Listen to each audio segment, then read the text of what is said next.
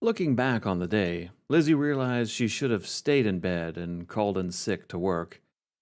She ignored the awkward early morning goodbye to Larry, followed by a horrible sleep. She ignored her coffee maker breaking down and forcing her to go to the local coffee shop before work. She ignored the coffee shop causing her to be late. She even ignored the fact that the coffee shop gave her tea instead of coffee. She ignored all the signs.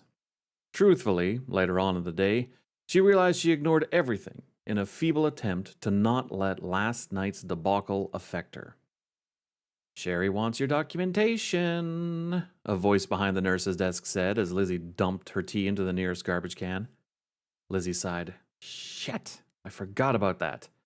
I know that. She knows that too. Lizzie turned to the Colombian woman, grinning at her. Even in pink scrubs, Rose looked far too beautiful to be working in a hospital. Thanks, Rose, you're a real friend. Well, I've been trying to be, but someone was ignoring my messages late yesterday. Lizzie felt a lump in her throat. The remembrance of just how thirsty she felt for Larry, putting all others on ignore while she waited, hit her like a ton of bricks. That, of course, provided the crack needed for last night's embarrassing events to flood back. You okay? Lizzie leaned on the desk and sighed. No, not really. I know. What do you mean you know? You took a dig at me for not contacting you. Rose curled her lips.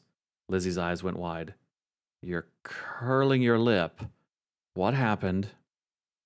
You'll find out soon enough, I guess. Rose? Larry's been talking. He got called in early this morning and he looked like shit. Lizzie felt life drain from her body.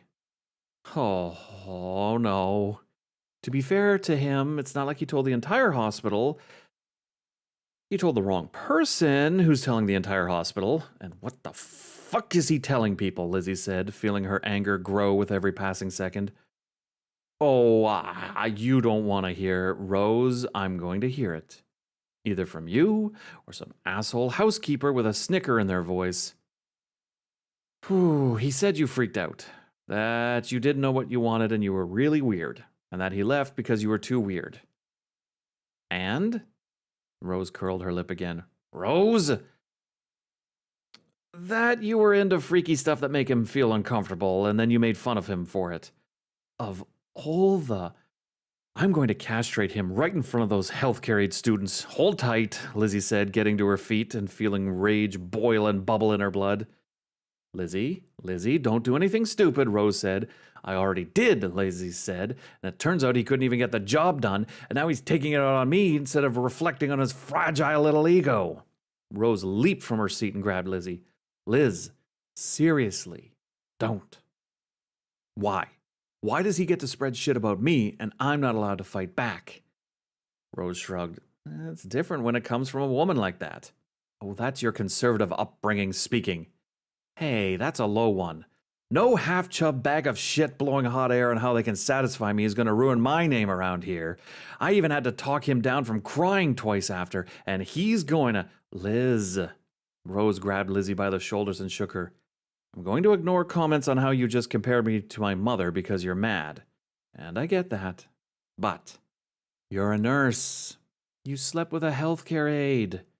Sherry will have your ass for that. But if you make a scene about it? If this turns ugly? And yeah, we live in a bad world. They're going to believe the man before the woman. Yes, your reputation is tarnished, and I wouldn't be looking for any booty calls around here. But if you keep your head down, if you play it off like it's fake, it's a joke, you don't say much, pretend it isn't getting to you, I mean, you can ride this out. I don't want to ride this out. Well, you should have thought of that before you wrote 'em. Lizzie narrowed her eyes. Rose smiled. Sorry, that was a good one. I'm going to behead him and put it on a pike outside as a warning. You'll do your job, get your damn documentation done, and maybe we'll make it through Tuesday. Jesus, it's only Tuesday? Rose rubbed Lizzie's shoulders. Are you going to be okay? Lizzie slumped, the anger losing the fight with the logic from Rose's words.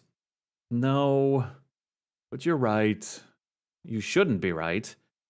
And if I'm still this mad later on, remind me to use my anger towards the patriarchy. But for now, she took a deep breath. I'm not going to let him ruin my day. Lizzie took another deep breath. I will ignore him and ignore the gossip and just do my job. Lizzie attempted to smile. And I love my job. I love my job. You can't always get what you want. Lizzie involuntarily tensed up and scrunched her face. Yep, Roger's still here. Why? Why is he still here? Well, the night nurse didn't fill out the paperwork, so you have to this morning. I mean, he should be out by end of shift. Lizzie threw her head back. Hon, let me guess, I'm the only nurse on this floor right now. Sorry, hon, I'm working the floor above. Got 2 sick calls. COVID. Sherry says it isn't COVID. No one says it's COVID anymore. It's COVID, both of them said at the same time with a giggle. The call bell above Roger's room went off. Lizzie sighed. Guess I better get to work. Rose patted Lizzie on the shoulder. You'll get through the day. Lizzie grabbed her clipboard and walked away from Roger's room. She wanted to see one patient who needed her and would be nice before confronting Roger. She went into the elderly woman's room, remembering the warm smile from yesterday. Hello, how are we? A handful of cold mashed potatoes hit her square in the face. You stole my mince! Lizzie wiped the mashed potatoes from her face, stunned. I'm sorry? Get away from me, the woman screamed. You stole my mince from my purse, I know it. Ma'am, you don't have a purse here. You stole my purse! Lizzie dodged the next handful of mashed potatoes. Please, could you not throw mashed potatoes at me? I'm going to call the police on you. You stole my mince. Lizzie looked down and saw the night nurse did not give the woman her night pills. She exhaled slowly and clutched the clipboard harder with her fingers. I'll get you some new mints, she lied, with your morning medication. I don't need medication. I need mints. I'm going to report you. I'll report everyone around here for what you've done, the woman screamed. Lizzie backed out of the room. She ran into a tall healthcare aide with dark skin and a smooth voice. Derek, Lizzie said, how's she been with you? She sometimes calls me boy or treats me like I'm a servant. She's been harmless with me. Good. I may need you to give her medication this morning. She didn't get any in the night, and her condition's obviously worse. So you didn't steal her mints? What? Why would I? Well, 'cause she did have some mints, and now they're gone. Lizzie shook her head. Why would I steal mints? I don't know. Until today, I would have never believed that. Now, after what I heard you did with Larry. Lizzie pushed the edge of her clipboard into Derek's chest. You did not just say that to a nurse. Oh, you're pulling the rank card on me? To cover for what you did to my boy? Look, I'm not going to go to every single person that listened to an untrue fable from Larry and tell them the truth. If you believe that crap, I can't help you. But when you are at work, you will respect the chain of command, or I will report you. Do you understand? Sure, but after work, seems like all of us healthcare aides are fair game to you. Derek! Derek sighed. Yes, ma'am. Now would you stop ignoring patients? Roger keeps calling me to get the nurse. Lizzie stormed away from the scene, the edges of her sight filled with red rage. She approached Roger's room. What? What is it that you... She saw Roger with his sheet down, his gown open and his cock erect and currently being played with. Sometimes you get what you need, Roger sang, and I need a herd nurse to help me. What you need, Lizzie screamed, is to finish with your limp little dick and get your unserious ass out of here. At one time we all felt sorry for your situation, that you needed to keep coming to the hospital to get away from the streets. But you have time and time again driven us to the edge with your childish antics. We are not here for you to abuse and use, to make fun of. We are here to help you, and if you keep... Lizzie looked around and saw a few empty water cups by her. She hurled them at Roger. Being an asshole to us, we will leave you out on the streets and let the world decide to do with you. Because you have made sure each and every nurse, every healthcare aide, dietary aide, housekeeper, and visitor in this building hates you and wants you to throw you out of a window, you little pervert.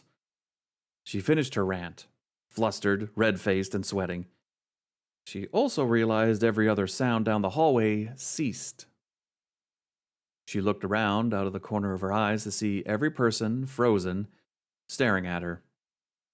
Roger looked shamed, rubbing his forehead from where a plastic cup hit it. Sherry needs to see you, someone behind the nurse's desk said, hanging up the phone. Right now. Even supposedly an adult, Lizzie felt like she stood outside of the principal's office. Sherry's office stood closed tight in front of her. Lizzie half wished it would stay that way, that the rest of her shift would consist of her standing in front of a door, watching it, waiting to go inside, but the door never opened. Then, tomorrow she entered the building, and everyone forgot what happened today. And Larry got fired. Lizzie rolled her eyes. And then I get a unicorn. The door flew open. Sherry stood in the doorway. What did you say, Miss Sampson? Nothing, Sherry. Sherry looked like a tall woman someone squished down really short without keeping proper proportions. As a result, although short, she filled the entire doorframe. Her maroon-colored business suit only helped amplify her mystique as an imposing but odd figure. Come in, she said with a sigh and waddled behind her large desk. Lizzie walked in and shivered. Sherry loved things cold. Many employees had many theories as to why that was. Seems like you've had quite the morning. Lizzie felt all the moisture in her throat evaporate. She cleared her throat. Where do we start? Oh, I know, Roger. Sherry, you know how he is, and he was openly masturbating. You threw a water cup at his head. Lizzie sat there, stunned at how quickly Sherry found out about things in the hospital. I'm not saying he didn't deserve it, but we are trained healthcare professionals. We don't do these kind of things. I'm sorry. Look, I know it's no excuse. No, whatever it isn't an excuse. People have been fired for less. Lizzie gulped. No, you're not being fired. I can overlook the water cup, and the night nurse should have had everything ready to discharge him this morning. Why do I feel a but coming on? But I can't overlook everything else. What everything else? Your documentation isn't done. Not to mention the terrible rumors I'm hearing from the staff this morning. Lizzie gulped. And? Lizzie raised an eyebrow. And you stole mints from that old woman. I didn't steal the mints. She didn't have any mints. Sherry folded her hands. This is exactly what I'm talking about. What? You're burning out. Coming undone. This isn't you, but if you continue like this, I will have to fire you. Lizzie sank in her chair. Sherry waved her hand. Again, I'm not firing you, but sleeping with a healthcare aide, you know better than that. The gossip alone is going to stick around this place for weeks. You need a break. Lizzie felt her body tightened. You're suspending me? Nope, I need good nurses. A suspension would be 30 days minimum, and I have too many sick calls. And no, it's not COVID. Lizzie bit her tongue. But I need you back and refreshed. I need you ready to work. So, you're going on a 2 weeks vacation. Lizzie's eyes went wide. I am? You are. Remember Sarah, the nurse on floor 5? Yeah? How she won that trip to Blair's Bay? That was one of the prizes in the silent auction last year, right? Right.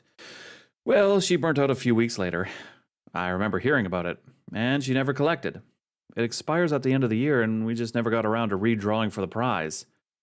Lizzie felt the pieces clicking together. I'm going to Blair's Bay? Sherry nodded. Higher-ups have been on my ass to get rid of this prize, and no one wants it, so it's yours. You're going Friday, and you'll be back in 2 weeks. And if I don't see an improvement, then you're fired. Lizzie gulped. I don't know what to say. Thank you? See my secretary for the details. Now, can you compose yourself for the rest of the shift? Lizzie nodded. Yes, Sherry, thank you. Sherry waved Lizzie off.